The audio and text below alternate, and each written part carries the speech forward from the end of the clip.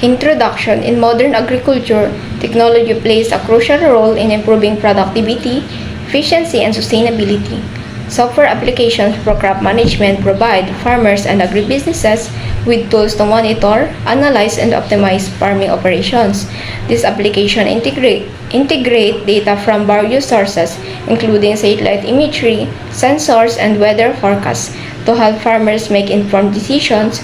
Software applications for crop management also provide farmers in the agricultural industry with powerful tools used to optimize their operations, increase efficiency, and maximize yield. This application, often referred to as crop management software, offer a centralized platform to managing all aspects of crop production, from planting to harvesting and marketing. By leveraging data-driven insight and automation, crop management software helps farmers to make informed decisions, streamline workflows, and improve profitability. Types of software applications for crop management. Precision agriculture software. Precision agriculture software utilizes data analytics and GPS technology to optimize planting, irrigation, and fertilization. It helps farmers maximize yield while minimizing resources waste. When we say precision agriculture software, ay isa itong tool na ginagamit at nakakatulong sa mga magsasaka para masuri at maraman ang kondisyon ng kanilang mga pananim sa kanilang mga bukirin. Sa paggamit din nila ng mga drone, satellite at mga sensors, nakakatulong ang precision agriculture software sa mga magsasaka lalo na sa pagdagdag ng kanilang kita, maiwasan ang kanilang pagkalugi at mas tumaas ang porsyento ng kanilang mga ani. Number 2, farm management software. Farm management software helps farmer plan, track, and analyze agricultural operations from seed selection to harvest. It often includes financial management features. Examples: farm logs allow farmers to monitor weather, soil condition, and fields activity to improve productivity. When we say farm management software, ito ay nagbibigay detalye or nagiging guide ng mga magsasaka mula sa pagplano ng kanilang itatanim hanggang sa pwede na nila itong anihin. Farm logs naman ay ginagamit ng mga farmers sa pag-monitor ng weather conditions. Ginagamit din nila ito para malaman kung ano yung kulang na nutrients at ano yung mga fertilizers na pwede nilang i-apply. Nang sa ganon, maging productive ito, maiwasan nila ang pagkalugi at mas tumaas ang porsyento ng kanilang aanihin. Number 3. Remote Sensing and GIS-based software. Geographic Information System and remote sensing software enable farmers to collect and analyze spatial data to assess soil health, detect pests, and monitor crop growth. GIS-based software. So sabi dito, ang GIS or the Geographic Information System and remote sensing, ito ay nag-work together to collect, para ma-analyze, to visualize, and also they manage geospatial data including what? Including the satellite imagery and other remote sensing data. So example ng remote sensing is yung monitoring deforestation. Bakit ko nasabing isa itong example? Dahil satellite imagery na ginagamit to track change in forest cover and also para matulungan to identify areas of deforestation and para monitor ang impact ng ating environment. Nga ba ang GIS is napaka-useful? So, ang GIS is inaalaw niyang mga local authorities and developers para maging maganda ang maging decision sa mga building projects and conserving land based on elevation, water drainage, and natural resources within an area. Example, RGIS for agriculture. So, itong RGIS is tinutulungan ng RGIS ang mga organisasyon to establish a baseline of the current agricultural landscape and also to provide sa mga tools and capabilities to streamline planning, field data collection and monitoring, analysis, forecasting, and decision support. to help monitoring production and plan for the future. Number 4, pest and disease monitoring software.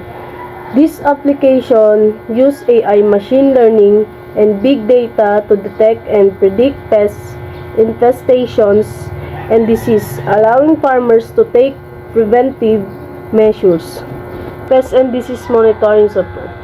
So, itong type of software na ito, isa itong sa nakakatulong sa mga farmers. Bakit nga ba? Dahil it helps farmer identify and manage issues in their own crops using technologies. Halimbawa na lang ay yung mga AI, machine learning, and remote sensing, at of course, it enabling early detection and informed decision making for the better crop health. So, ang purpose ng pest and disease monitoring software ay para ma-determine ang population size and yung distribution of pests, as well as to evaluate effectiveness of control techniques. Example ng software is yung Plantix. Ano nga ba itong Plantix? So, itong Plantix ay isa itong application or mobile crop advisory na ginagamit ng mga AI or artificial intelligence to help the farmers and extension workers and the gardeners diagnose plant disease, pest, and nutrients deficiencies. Number 5 is irrigation and water management software. Water management applications help optimize irrigation schedules and ensure efficient water usage based on soil moisture and weather predictions. Irrigation and water management software. For example, HydroPoint. Ang HydroPoint ay may napatunayang track record dahil dito nabawasan ang pag-aaksaya ng tubig at mapapabuti ang kanilang mga kasanayan sa pamamahala ng tubig and tinutulungan din masolusyonan ng HydroPoint ang mga user na mapakinabangan ang kanilang mga pinagkukunang tubig at mapabuti ang kausayan ng kanilang mga sistema ng patubig. So these are the impacts and benefits of crop management software. First is increased crop yield.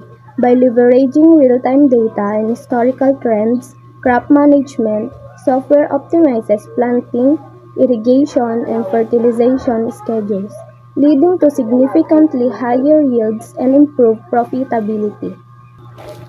So, dahil daw sa software is maaaring masuri ng mga magsasaka ang kalidad ng lupa, mahulaan ang mga kinalabasan ng ani at i-optimize nila yung schedule ng pagtatanim sa pamamagitan ng mga tool tsaka sa pagsusuri ng data. So, nagbibigay din ito ng daan sa mas matalinong mga desisyon na direktang nakakaapekto sa kakayahang kumita ng mga farmers. The second one is efficient resource utilization. Precision agriculture driven by crop management software minimizes resource waste. Farmers can precisely control irrigation systems, delivering water where and when it's needed most, reducing chemical runoff and protecting the environment. So, yung next naman is pinahuhusay ng software sa pamamahala ng pananim ang mga kasanayan sa precision agriculture. So, dito daw is nagbibigay daw ng pananaw sa mga pinakamainam na pattern ng pagtatanim, especially yung mga schedule ng patubig. The third one is environmental sustainability. Crop management software promotes sustainable farming practices by minimizing chemical use, promoting soil health to reduce soil erosion, and improve water management contribute to a more environmentally friendly agricultural sector. So, dahil daw dito is mas namamanage ng maigi yung pangangalaga sa kapaligiran. For example na lang is babawasan nila yung paggamit ng chemical, pagpapabuti ng kalusugan ng lupa, at saka yung pagpapabuti ng pamamahala ng tubig. And last is risk mitigation. By constantly monitoring environmental conditions and crop health, it alerts farmers to potential issues like pest infestations or adverse weather patterns. This allows for timely actions to mitigate risk and minimize crop losses. Yung software is tumutulong sa mga magsasaka na mas maging aware sila sa mga panganib o masamang panahon. So, yung example dito is magbibigay ng babala para sa mga magsasaka at gagawa yung mga magsasaka ng hakbang para maprotektahan nila yung kanilang pananim at yung pamumuhunan. Economic advantages. Beyond increased yields, efficient resources utilization and reduced operational costs helps farmers with budget planning and financial management. It optimizes expenses, allocates resource effectively, and ultimately improves profitability. Dito naman sa economic advantage, mababa ang kanilang gastos pero mataas ang kanilang ani. At higit sa lahat, nakakatulong din ito sa pagbabudget planning at financial management. At sa pamamagitan nito, mas effective nilang nagagamit ang kanilang pera at naiaangkop ng mas maayos ang mga mapagkukunan. At sa uli, mas tumataas ang kita ng ating mga magsasaka. Integration with farm management systems.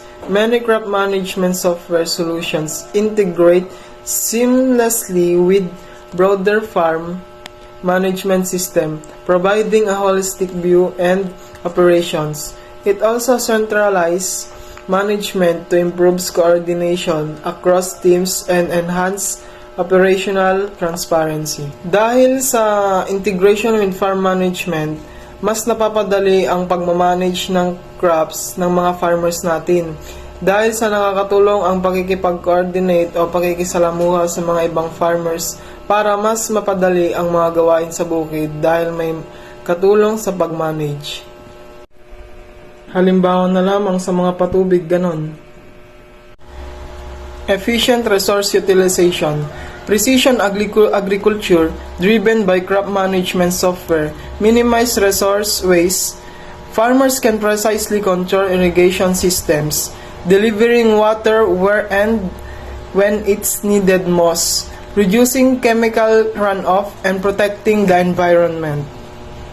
So, dito sa efficient resource utilization, sa pamamagitan ng crop management software, mas nagiging eksakto ang paggamit ng mga patubig at fertilizers sa isang sakahan. Tinutulungan kasi nito ang mga farmers na tiyaking sapat at wastong oras ang kanilang pagdidilig sa kanilang mga sakahan o taniman. At higit sa lahat, naiwasan din ang mga pagkalat ng mga basura at napangangalagaan ang kalikasan.